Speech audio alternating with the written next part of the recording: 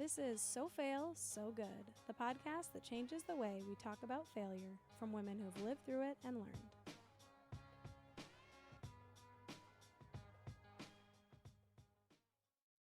Hey everyone, my name is Laura Roos, and I am the founder of Minnie and Paul. It's a gifting business based in the Twin Cities where we create gift sets with all Minnesota makers and brands. But before that, I started a business called Yogaloo, and that business failed. And that's why I wanted to start this podcast, and why I wanted to interview strong, resilient, courageous women who are willing and open to share their stories, because I had a moment where I realized I didn't really want to talk about my failure of Yogaloo, and so I figured there might be other people out there having those same feelings. Failure is universal, but it doesn't feel good. And I really wanted to explore, that resilience and what it takes to try again and to just keep going and keep exploring these big ideas that we have. And so I figured it was the easiest way, to introduce that concept would be to tell you my own story. And, there's a format we use, which you'll hear throughout the season with a series of questions. And it's where I try to understand how each of my guests, how they started, how they achieved a certain level, how that failed, and how they worked through that, and how they moved on. So we'll just get right into it. So I grew up in Minnesota. And I went to college at University of Wisconsin-Madison. I was a Badger, and I studied journalism there. During my senior year, I wrote my first business plan for a company that I was sure I was going to start right after graduation, and it was going to be called Waldo's Whoopie Pies. My maiden name is Waldman, so some of my friends called me Waldo. And so I graduate, and I move back to Minnesota. I moved back in with my parents for a couple months to explore this business idea and see if it could work, see if I was passionate about it. And I started meeting with, local family friends that were business owners and trying to look around for locations. And I started baking a lot. And that's a whole other story, but I basically figured out I can't bake at all. And it just wasn't really the lifestyle I wanted. Waking up crazy early, it wasn't feeling right. And so I decided, okay, I'm going to go get a job. I'm going to be an adult. I am going to move to Chicago. I got a job at a litigation software company called NextPoint. And it was a small startup, small team. And I knew I wanted to work in that sort of environment because, I was hoping at least that I could follow in my dad's footsteps as an entrepreneur and one day own my own business. So I spent close to 2 years in Chicago at this company, and I really enjoyed it. I learned a ton, and I then moved back home, and I started working remotely for this other company. So I'm back in Minnesota, and I'm working for this web design and development company called Occupop. And I was a content strategist. It was an awesome role. It was great. And I loved working from home.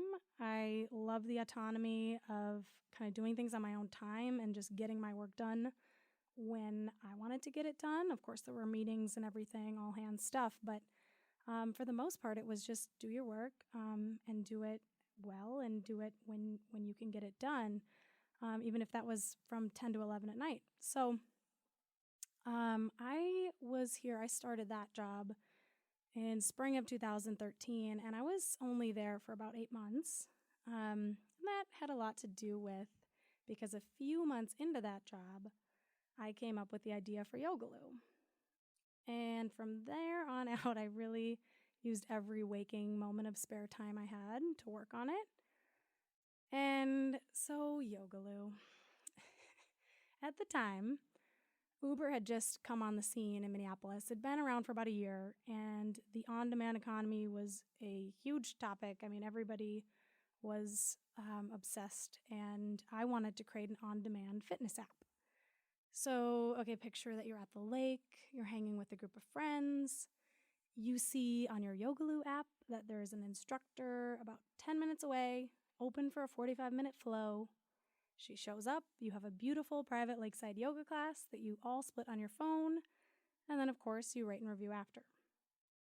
So the instructor would show up with mats and music if you requested them. And, of course this didn't have to just be limited to yoga, but I wanted to prove the concept there. And the funny thing is I didn't even like yoga. I truly, I don't know if I'd maybe taken 2 or 3 classes in my whole life, but I liked the idea. And so after this idea hit, I took every yoga class imaginable. I was taking multiple a day. I was trying to find the best instructors in the Twin Cities. I later became certified, and I was starting to really put the pieces together of what this was going to look like. So I launched the business in July of 2014. I'm still working full-time at Occupop, but I'm spending like every morning. I'd spend from like 8 to 9 because I didn't have a commute, and I'd spend my lunch hour, and then I'd spend about like 5 to 6:30 at night working on Yogaloo, and then of course on the weekends. So I remember just absolutely loving this concept and thinking it was going to be the next big thing. And I loved putting all of the pieces together and connecting all of the different instructors and creating the website and scheduling the photo shoot and all of the design and marketing aspects of it. I was just feeling alive and so excited for the launch. And then when it came to the day-to-day, Yogaloo is live, the website's out there, people can book classes on our website. It just started to become more real, and the challenges were there kind of from the beginning. I remember that it was slow, and it's hard because it was slow while I had a full-time job. So the financials weren't so obvious, realizing at the end of the month, oh no, like this isn't going to work. It's not feasible, because it was just kind of extra money in my mind. It wasn't my livelihood because I had that full-time job. So we're starting to book some classes, and we're getting some corporate clients, and we're doing bachelorette parties and bridal showers, and it's fun. But at the same time, I'm just starting to, I guess, get tired. At this point too, like maybe about a year in, I've left that remote job and I got another job. And this other job was a lot more demanding, and it was in retail management. So I'm running a store, and running a store means, being on your feet and actually being on the floor and not being able to take every moment that you have that you're not working for your full-time job on your side business. So I was kind of losing focus, and it was so slow. I mean, Yogaloo, we were truly getting no classes booked, and it was easy to distract myself from that and sort of just say and focus on the classes we did get and focus on the things I liked. So I ended up teaching weekly classes because I started to think, well, I need to build this community. So I'm going to start doing weekly classes, and they're going to be donation-based, and it'll be a good time to just talk about the business. And I started finding that I loved that. I loved teaching, and I loved being around other people that were excited about it. And that's what took me probably further than I needed to go. And it was hard for me to recognize, this might not be working. We'll be right back after the break. Welcome back to So Fail, So Good. So I'm now working at this retail shop in the North Loop called Kitten Ace, and I'm running their store. I'm the manager, and I'm balancing Yogaloo. And I remember, if I think back to moments where I knew, okay, this isn't, I'm going to have to shut it down, or I'm feeling defeated or this is a failure, one of those moments sticks out. I distinctly remember I'm on the floor at the store, not the literal floor. I'm walking the floor. I'm working the floor, and I got back. I was on my break, and I listened to a message on my phone, and it says it's from an instructor, and they're like, I can't make it to this class, and it was happening later that day. And the class was with this big advertising agency in town. It was truly one of our only clients at this point. And obviously, I'm scrambling. I get a 10-minute break. I'm back there trying to find a sub or email the client and apologizing and just put this fire out while at my full-time job. And in that moment, I remember feeling very resentful of the business. I was now cutting into my other job. I'm in this back room making these calls that I'm not supposed to be making. And it was starting to make me look bad. And for what? Like a $20 booking fee that, you just start to realize this is silly. What am I doing this for? And I started to feel really small. And so that was a moment where I thought, if this stuff keeps happening, I need to just end this. And so by September, I'm now promoted. I have a full team. I'm responsible for the success of this shop. Like I was feeling, it was my first time actually ever managing. And I just started to really feel the heat and the stress of doing both of these things and doing both of them well. And so about 2 years in of the Yogaloo adventure, I decided to put a pause on it. That was how I phrased it in my head. And outside of, that moment feeling the stress by instructors canceling and there was also the numbers, they just weren't there. The winters were also so slow, I just started to feel like I was kind of stuck in mud. And I didn't want to close it down because that felt like that was my big shot. That was my chance to show the world, show my friends, show my community that I have these creative ideas and I'm going to start a business. And it didn't work. And it was so small. I wanted it to be this big app. And I never really had the courage to go try to raise money. I just thought, okay, well, I'll just make it like a, web form and we'll say that we're magically working to connect you with the perfect class. And I always thought that, okay, maybe later if it catches on, I'll raise money to actually build the app. But it just started to feel like I had totally failed myself. I was feeling really disappointed in my creativity. Like I thought there should have been a way out or a way forward and I had just missed it. So I decided, like I said, I'm going to put a pause and I kept teaching. I loved doing that. So I kept teaching each week. And if we ever got an email, which was few and far between, but if we did get a class request email, I would say we're on a booking hiatus. And, it at the same time of it feeling like just almost just like so disappointing internally to myself, I also felt a lot of relief. And I felt like I was maybe opening myself up to something else. So I remember the timing then is kind of crazy because a lot of things line up fast after I decided to let that go. And I decided to quit my job at Kitten Ace, and I've never done that. That was March of 2016. So that next winter, I'm like, I can't do it anymore.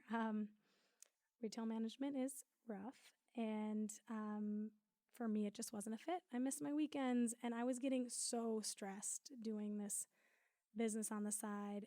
It was just too much. So I started applying for other jobs because my dad has always said, you must have a job lined up before you quit, which is pretty funny because he's an entrepreneur or he's an entrepreneur, and I don't really get that. But anyways, so back in February, sort of right before I quit in March, I'd applied to this job at a software company, and I was ready to go back to working for someone else and having structure. I was sort of at my, like I said, just the stress level felt like too much. I was filled with self-doubt that I couldn't do this whole business thing, and my ideas weren't great, and it just was kind of a time of I was just lost. And so this felt like, all right, I'll just apply here. It was in like a sales role. I don't know what I was thinking, but I honestly would have taken anything. So I did a little digging in my old emails to kind of see the timing, and I had this interview on March 7th at this company, and I then went on a trip with my mom March 8th, and it was on that trip that the idea of my current business, Minnie and Paul, really hit me. And I knew that I still wanted to be an entrepreneur. It was deep down there. And I started to, connect the dots of all these amazing creative makers that I had met while working at Kitten Ace, and just started to think, about this product that would later become Minnie and Paul. And so I get back from the trip feeling like really energized, really excited. And I think like March, so then it's March 17th. I look back at my emails and I get that job offer. And on March 18th, I write them back a nice email that says the timing just isn't right and I need to pursue this new project. So that was kind of my first decision and choice to say, no, like the story doesn't end at Yogaloo, and you can keep trying, and you can get a job if you need to get a job, right? So at that time when I had this idea, there was no self-doubt. It's almost like all of that I had been feeling was just washed away. Like I said, I turned down a job just like that. It took me one day to make that decision. And so the weirdest part, though, it came a lot later once I decided to announce it to people that I was actually doing it. So internally, I was sure. And then once it came to telling people that was what I was doing, once it came to showing people my website, saying we're going live, here's Minnie and Paul, that's when it was tough.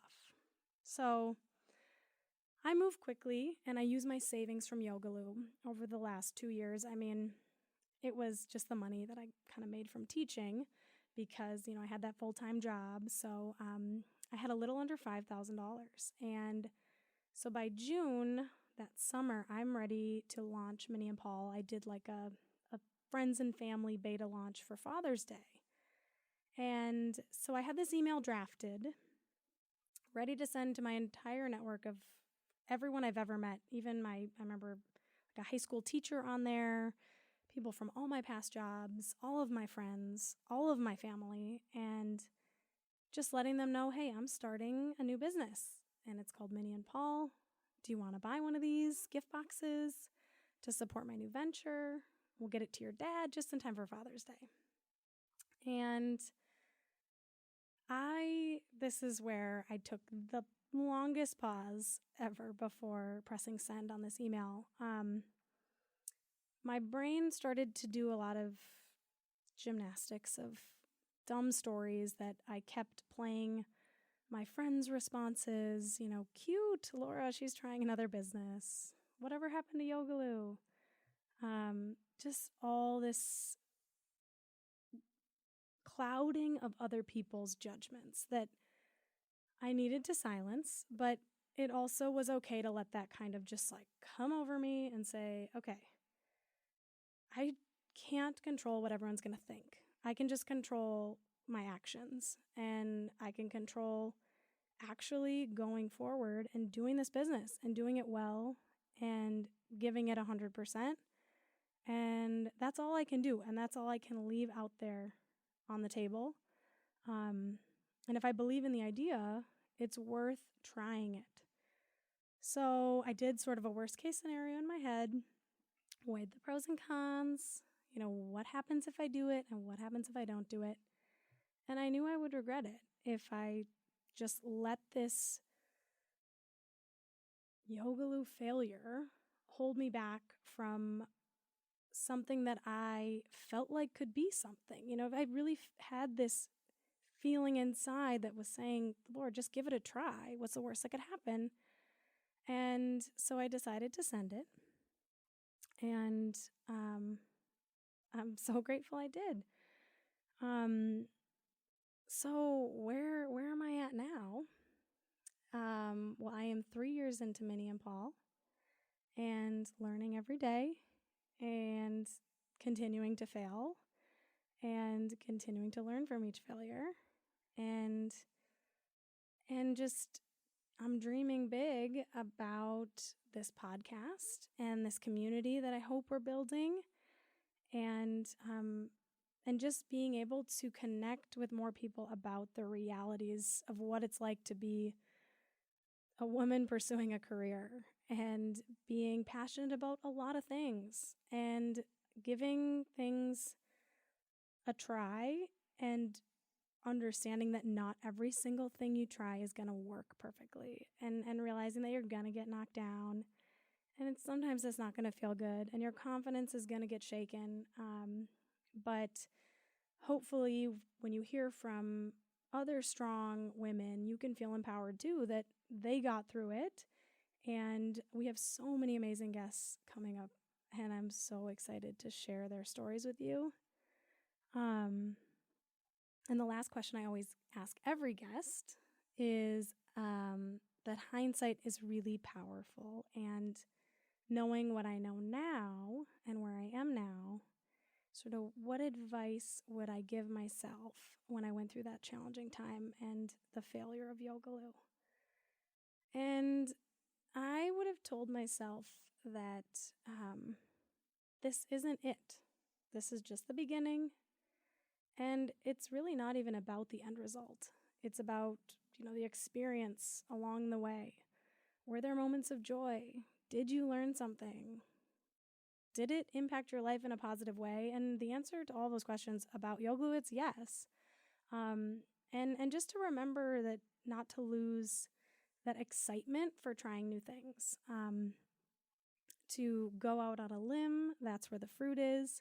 That's a quote from Mark Twain that I actually wrote about in my senior speech I had to give in high school, and I chose to write about risk. And I just love that quote so much because it's just a reminder that all the good stuff is usually outside of our comfort zone. It's usually going to make your stomach hurt a little bit. It's usually putting yourself out there. There's always going to be that possibility of rejection, that people won't like it. You're going to make some people angry. You're going to make some people just not understand what you're about. But realizing that the fruits of that might be greater. So, and I'm obviously not an expert on this. Like I said, I'm 3 years into my second business and I'm just here playing in the game of life like all of you. And I'm going to use a baseball reference because I love softball and baseball. And I am just getting up to the plate and I'm taking a swing. And I think all of the women on this podcast are doing the same thing.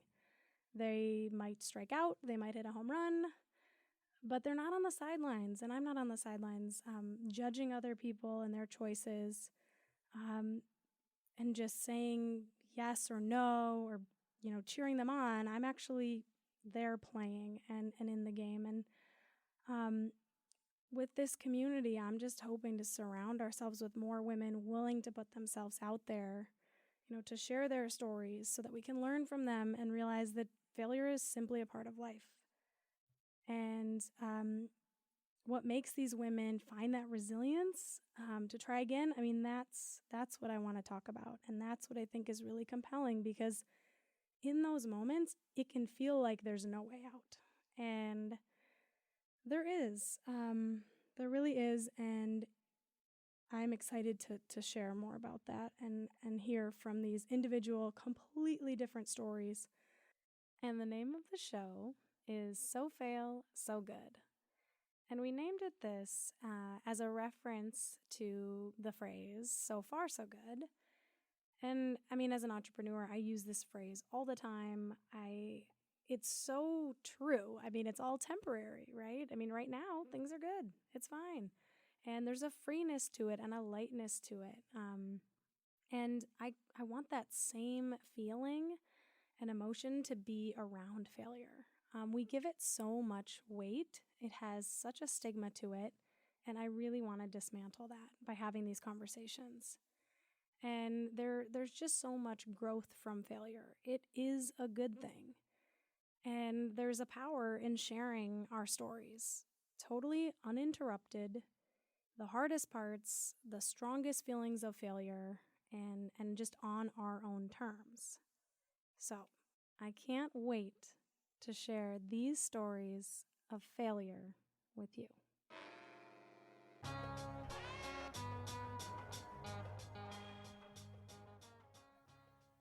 At the end of each episode, we're going to be doing a segment called Did You Notice?, where we take a few minutes to talk about our biggest takeaway from the episode. I'll also include a resource to spark some conversation. So, did you notice that moment when I was waiting to press send on the email to announce to my friends and family that I was starting yet another business? That, for me, was a moment I'll never forget. And at the time, I really wish I had a resource like So Fail, So Good. I was super clouded with this recent failure, and I was just doubting my future capabilities. And of course, with hindsight, we all can say and recognize, oh, you're not a failure just because you failed. But at the time, I was totally enveloped in self-doubt and definitely caring way too much about what people think about me. And think about what I'm going to do next. So in that moment, the self-talk I was having, it was, what if this doesn't work either? What if no one cares? What if no one orders this gift box for their dad? And what if? But the most important question I had to ask myself was, what if I don't send this? What if I don't put this thing into the world that I'm excited about, I'm proud of? Yes, to potentially be judged and criticized and, of course, possibly fail. But I knew the answer to that question was the most important one. And the answer was I would regret not doing it and not trying. So I silenced the doubt for just a minute to have the nudge of courage, and then I hit send. And I'm so glad I did. And that moment is really what sparked this podcast. And it took me 3 years to say out loud all of this stuff, to be comfortable with the failure of Yogaloo, to talk about failure so freely. And so I figured I probably wasn't the only one out there having a lot of this embarrassment around something that gives you that weird feeling in your stomach when you have to start talking about it because, it wasn't your brightest shining moment. It wasn't the thing you want to be remembered for.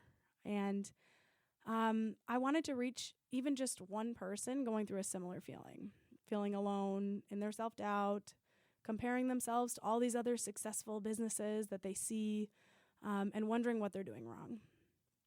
And feeling like since they hit that snag, maybe something didn't pan out as expected, but just to know that their story wasn't over. So my hope is to start changing the way we talk about failure and try to better understand the complexities of how failure feels, and to hear real stories of failure and perseverance.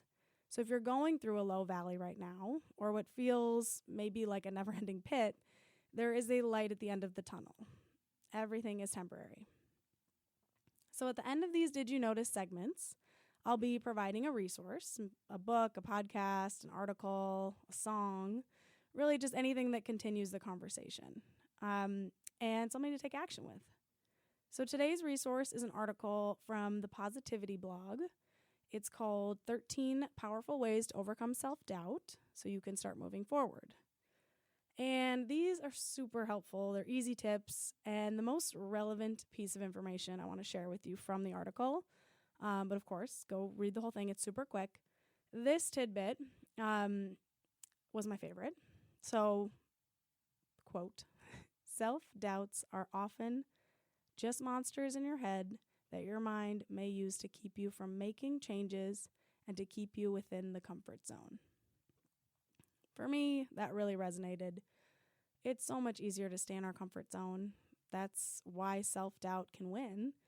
It's the easier path to let fear win and not put yourself out on that limb. So next time it's creeping in, try to think of that self-doubt as a little monster in your mind going for the path of least resistance. Thank you so much for listening to So Fail, So Good. If you want to know more about the show or today's guest, visit sofailsogood.com. This is a Matriarch Digital Media production. Executive producer Twyla Dang. If you want to know more about Matriarch or other podcasts on the network, head to matriarchdm.com.